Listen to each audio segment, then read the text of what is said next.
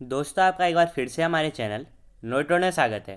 तो दोस्तों, आज की इस वीडियो में हम आपके लिए आंसर की लेकर आए हैं ज्योग्राफी क्लास 12 का जो आज एग्ज़ाम था, मिड टर्म एग्ज़ाम। ठीक है।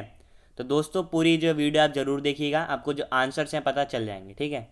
और दोस्तों, मैं कोशिश करता हूँ कि जितने भी आपके एग्ज़ाम्स हो रहे हैं अभी मिड टर्म एग्ज़ाम, सभी का क्वेश्चन पेपर मिल सके और उसकी जो है आंसर की मैं आपको प्रोवाइड कर सकूँ।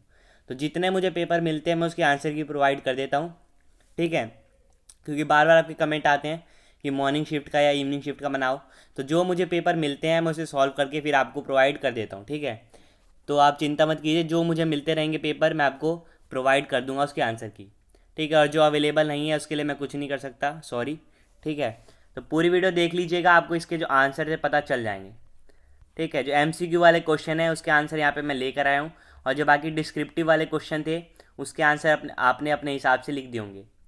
जैसे पहला क्वेश्चन ये था, निम्न में से कौन सा मानव भूगोल के अध्ययन से संबंधित नहीं है? तो इसका आंसर होगा ऑप्शन नंबर डी, विश्व के विभिन्न भागों में सामाजिक और आर्थिक विषमताओं का अध्ययन। ठीक है। मानव द्वारा उच्च भूमियों पर विश्राम स्थल बनाना, अंतरिक्ष में उपग्रह स्थापित करना मानव भूगोल की निम्न में से किस विचारधारा का समर्थन करता है? तो इस संभववाद की विचारधारा को जो है समर्थन करता है। ठीक है। इसका आंसर होगा ऑप्शन नंबर ए। तीसरा, एक प्रदेश का क्षेत्रफल 500 वर्ग किलोमीटर है और जनसंख्या 3,50,000 है, उस प्रदेश का जनसंख्या घनत्व निम्न में से कितना है? ये बहुत सिंपल क्वेश्चन था। कुल जनसंख्या बटे में कुल क्षेत्रफल। तो आंसर आ गया 700 व्यक्ति प्रति वर्ग किलोमीटर। आंसर होगा ऑप्शन नंबर डी। ठीक है। बस आपको डिवाइड करना था, सिंपल। निम्न में से कौन सा प्रवास का प्रतिकर्ष कारक नहीं है? तो इसका आंसर होगा ऑप्शन नंबर सी, शांति एवं स्थायित्व। ठीक है। किसी क्षेत्र विशेष में किसी वर्ष के दौरान प्रति हजार जनसंख्या के पीछे मृतकों की संख्या को निम्न में से किस रूप में अभिव्यक्त किया जाता है? तो अशोषित अशोधित जो है मृत्यु दर के हिसाब से। ठीक है। छठे का जो है क्वेश्चन, ये आपको पॉइंट्स पढ़ के बताना था कि किस प्रकार की कृषि के बारे में बताया गया है। तो ये मिश्रित कृषि के बारे में बताया गया है। ठीक है। Option number D. सातवां, पश्चिमी यूरोप में सदैव ही उद्योगों का संकेंद्रण हुआ है, इस संकेंद्रण के लिए निम्न में से कौन सा कारण उत्तरदायी है? तो इसका आंसर है ऑप्शन नंबर ए, अत्यधिक विकसित परिवहन तंत्र। ठीक है। फिर इसका आठवें का जो आंसर होगा ऑप्शन नंबर सी। ठीक है। बाकी जो तीनों जो है वो सही तरीके से मिलान हो रखा है, उनका जो सी है उसका सही तरीके से मिलान नहीं हो रखा। पाना पाली नगला किस प्रकार की बस्तियों के स्थानीय नाम है? तो ये पल्ली बस्तियों के स्थानीय नाम है, ऑप्शन नंबर बी। ठीक है। यहाँ 10वें का होगा आपका ऑप्शन नंबर बी। 11वें का देख लीजिए, किन राज्यों में लैगून तथा झीलों में बड़े धरातलीय जल संसाधन है? ठीक है। तो इसका आंसर होगा option number A, Kerala, Orissa और पश्चिम बंगाल। ठीक है। फिर ये अभिकथन और कारण वाला क्वेश्चन था, इसका होगा ऑप्शन नंबर सी। ठीक है। कि दोनों ही सही है और ये जो सही व्याख्या इसकी कर रहा है।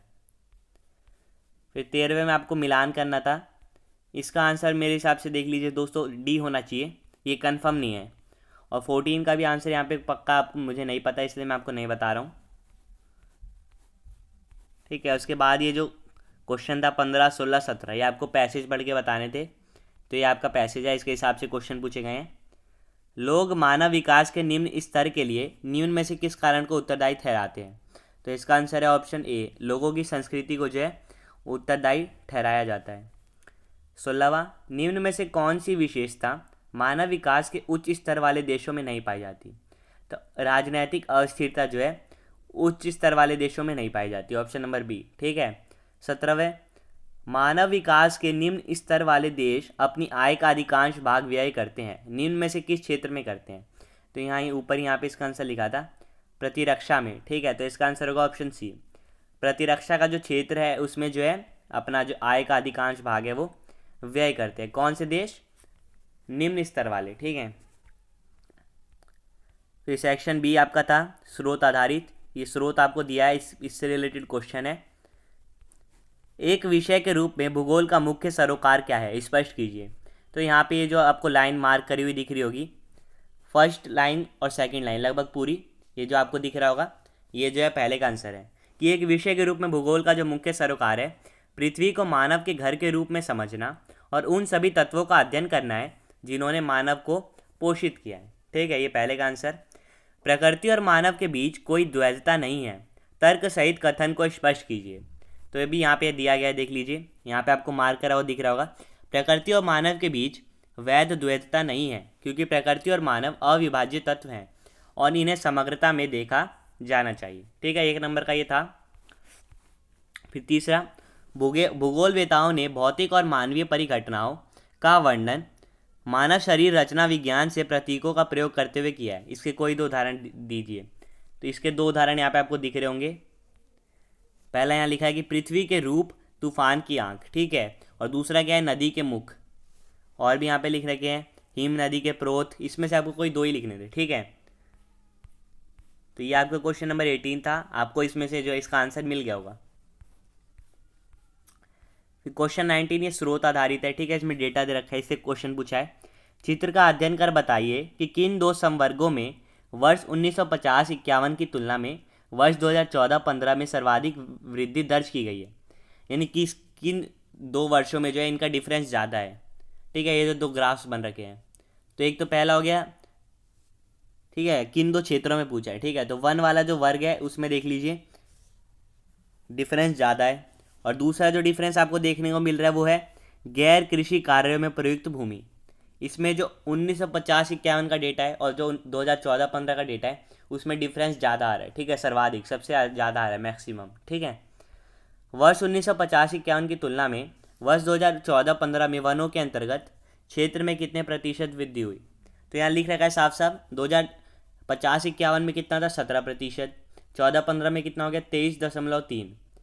तो वृद्धि कितनी हो गई, 6.3%। ठीक है, और फिर तीसरा क्वेश्चन आपको बताना था, ये इसमें आपको देखने पे नहीं मिलेगा। ठीक है, उसके बाद जो दोस्तों ये क्वेश्चन थे आपको अच्छी तरीके से अपने पॉइंट वाइज जो है लिखना था। तो उम्मीद करता हूँ आपने ये सभी जो क्वेश्चन है लिख दिए होंगे। ठीक है, जो आपको वर्ड लिमिट दी गई है और जितने मार्क्स का है उसी हिसाब से जो आपको लिखना था। और अगर अपने पॉइंट्स में लिखा है तो आपके लिए बहुत ज़्यादा अच्छा है। 1 पॉइंट को जो आपका 1 नंबर तो मिल ही सकता है। ठीक है, अगर आपने सही पॉइंट लिखा है तो पॉइंट के ही आपको नंबर मिल जाते हैं। ठीक है, फिर सेक्शन डी में दोस्तों आपका मैप वाले क्वेश्चन थे जो यहाँ पे अवेलेबल नहीं है, क्योंकि जो पेपर है उसमें आपको जो है मैप जो यहाँ पे फाड़ के जो इसमें से चिपकाना था। तो उम्मीद करता हूँ आपने पेपर देख लिया और जितने आंसर मुझे पता थे सही सही जो मुझे लग रहे थे वो मैंने आपको बता दिए हैं। ठीक है, आपसे फिर मिलेंगे नेक्स्ट वीडियो में। और अगर चैनल पर नए हैं तो प्लीज़ सब्सक्राइब कर दीजिए कि आपके लिए अभी इतनी मेहनत कर रहे हैं, आपके लिए जो है हम पेपर ला रहे हैं ताकि सॉल्व करके उसको आपको प्रोवाइड कर सके। ठीक है, तो उम्मीद करता हूँ आपको वीडियो पसंद आई हो। चैनल पे नए हैं तो सब्सक्राइब जरूर कर दीजिए ताकि आने वाली जो वीडियोज़ हैं, आने वाले जो आपके एग्ज़ाम्स है उसकी भी आंसर की आपको यहाँ पे मिल सके। ठीक है, आपसे फिर मिलेंगे नेक्स्ट वीडियो में, तब तक के लिए bye bye, see you again and thanks for watching.